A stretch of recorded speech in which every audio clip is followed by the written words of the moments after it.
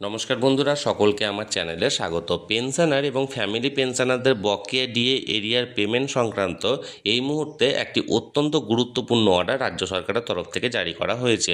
কী সেই অর্ডারে কী বলা হয়েছে এবং কতটা গুরুত্বপূর্ণ পেনশনার বা ফ্যামিলি পেনশনারদের ক্ষেত্রে, সকল কিছু আজকের ভিডিওতে বিস্তারিতভাবে আলোচনা করব। ভিডিওটি সমস্ত পেনশনারদের জন্য অত্যন্ত গুরুত্বপূর্ণ, তাই প্রথম থেকে শেষ পর্যন্ত অবশ্যই ধৈর্য সহকারে দেখবেন এবং ভালো লেগে থাকলে অবশ্যই একটি লাইক করবেন এবং সকলের সঙ্গে শেয়ার করবেন। আর সেই সাথে এই চ্যানেলে যদি প্রথমবার হয়ে থাকেন, এই রকমের ইনফরমেটিভ ভিডিও আরও দেখার জন্য যারা এখনও পর্যন্ত চ্যানেলটিকে সাবস্ক্রাইব করেনি তারা অবশ্যই চ্যানেলটিকে সাবস্ক্রাইব করে নিতে ভুলবেন না। তাহলে চলুন আমরা বিস্তারিত জেনে নিই। দেখুন, এই অর্ডারটি জারি করা হয়েছে পশ্চিমবঙ্গ রাজ্য সরকারের তরফ থেকে। এটি একটি গেজেট নোটিফিকেশন, যেটি একটি নামী সংবাদপত্রে এই গেজেট নোটিফিকেশনটি পাবলিশ করা হয়েছে। দেখুন এখানে কি বলা হয়েছে, পশ্চিমবঙ্গ সরকার রোপা 2009 সংক্রান্ত বকেয়া ডিএ ও ডিআর সম্পর্কিত বিজ্ঞপ্তি, অর্থাৎ ডিএ মানে ডিআরএস অ্যালাউন্স এবং ডিআর মানে ডিআরএস রিলিফ, যেটা পেনশনারদের জন্য প্রযোজ্য। দেখুন এখানে কি বলা হয়েছে, এত দ্বারা সংশ্লিষ্ট সকল সরকারি কর্মচারী, পেনশন ও ফ্যামিলি পেনশন প্রাপকদের অবগতির জন্য জানানো যাচ্ছে যে এক, যে সকল রাজ্য সরকারি পেনশন প্রাপক বা ফ্যামিলি পেনশন প্রাপক 1 এপ্রিল 2008 থেকে 31/12/2019 সময়কাল পর্যন্ত পেনশন প্রাপক ছিলেন কিন্তু বর্তমানে মৃত্যুর কারণে পেনশন বন্ধ হয়ে গেছে, তাদের মনোনীত ব্যক্তিগণ অর্থাৎ নমিনি বা বৈধ উত্তরাধিকারীগণ অর্থাৎ লিগ্যাল হেয়ার উক্ত সময়ের মধ্যে ডিআরএস রিলিফ পাওয়ার জন্য যোগ্য বলে বিবেচিত হবেন। রাজ্য সরকারের আদেশনামা নম্বর এত, যেটা তারিখ 23/3/2026 অনুযায়ী সংশ্লিষ্ট মৃত পেনশন প্রাপকদের বৈধ উত্তরাধিকারী বা নমিনিদের প্রয়োজনীয় নথিপত্র সহ দ্রুত সংশ্লিষ্ট ট্রেজারি অফিসে যোগাযোগ করার জন্য অনুরোধ করা হচ্ছে। এটা ছিল প্রথম।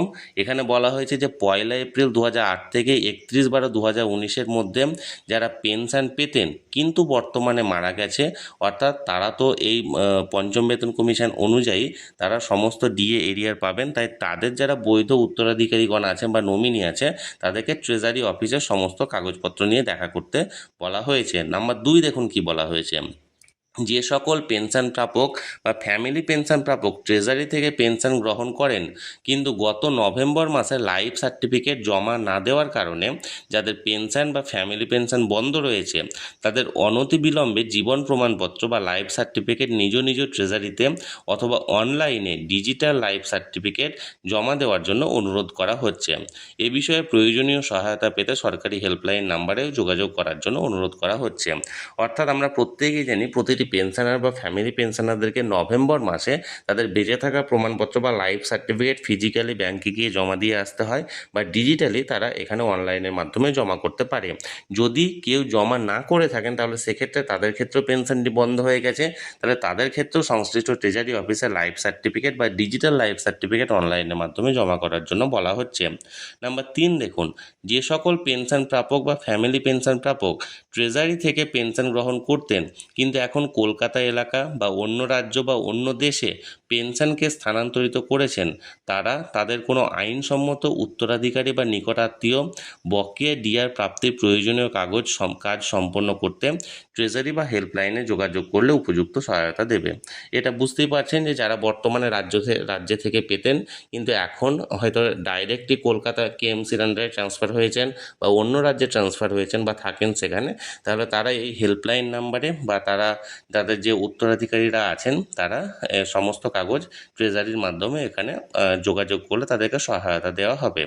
নাম্বার 4 দেখুন কি বলা হয়েছে, এছাড়া রাজ্য সরকারের বিজ্ঞপ্তি নাম্বার এত, তারিখ 28/2/2026 ও গত 18 মার্চ 2026 প্রকাশিত বিজ্ঞাপন অনুসারে ম্যানুয়াল সার্ভিস বুক স্ক্যান ও WBIFMS পোর্টালে আপলোড করা ও HRMS মডিউলে সার্ভিস বুক পূরণ করা কাজ দ্রুত সম্পন্ন করার জন্য সংশ্লিষ্ট সকল কর্তৃপক্ষ ও কর্মচারীদেরকে বিশেষ অনুরোধ করা হচ্ছে। এবং 28/2/2026 গত 18 মার্চ 2026 প্রকাশিত বিজ্ঞাপন অনুযায়ী যে সমস্ত মানে যাদের সার্ভিস বুকটা এখন পর্যন্ত স্ক্যান হয়নি, WBIFMS পোর্টালে আপলোড হয়নি HRMS মডিউল অনুযায়ী, তাদেরকে এই কাজটি দ্রুত সম্পন্ন করার জন্য অনুরোধ করা হচ্ছে। তাহলে বন্ধুরা, এখানে রাজ্যের পেনশনার বা ফ্যামিলি পেনশনারদেরকে পঞ্চম বেতন কমিশনের অন্তর্গত সমস্ত সমস্ত বকেয়া দিয়ে এরিয়ার পেমেন্ট করা হবে।